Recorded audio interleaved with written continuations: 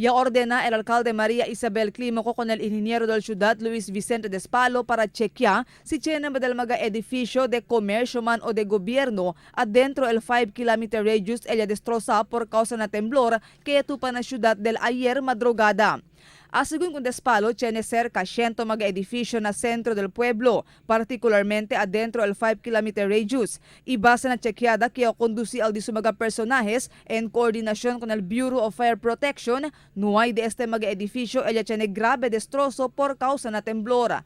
Siguiendo con este, habla si Despalo kay libraw usa el mga gente con este mga edificio después el temblor. No hay también, según sila recibí report de destrozo desde el mga dueño del otro pa mga edificio. So far, no ay man tukal mga alarming damage or defects na structural stability and soundness of the building. Asigun con Despalo, incluido ng mga edificio kaya chequea sila amo el mga malls, incluido el un 11-story edificio na centro del pueblo. Y inspección na también según sila con el edificio del Sangguniang Panglungsod y el mismo City Hall y asigun con Despalo no hay tiene mga destrozo este mga edificio. Ya habla si Despalo kaya sige na standard plans and specification cuando construir con este mga edificio si porque ya aguanta este con el intensity 5 magnitude 6 temblor kaya experiencia el ciudad. Pero posible según que hay tiene grave destrozo el mga edificio y otro pa estructura na ciudad si por largo tiempo ya ocurri el temblor. Bueno ya lang según kay no hay este dura.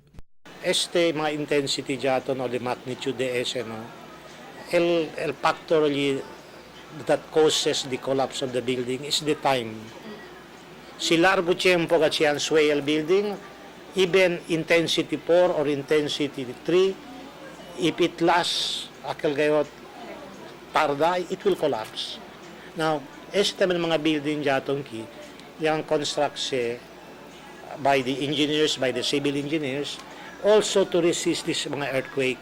Mientras tanto, y habla si Despalo, esperanzaw sila kompleta con el chequeada ng mga edificio na otro semana. Marifita Mayo, Dateline Zamboanga.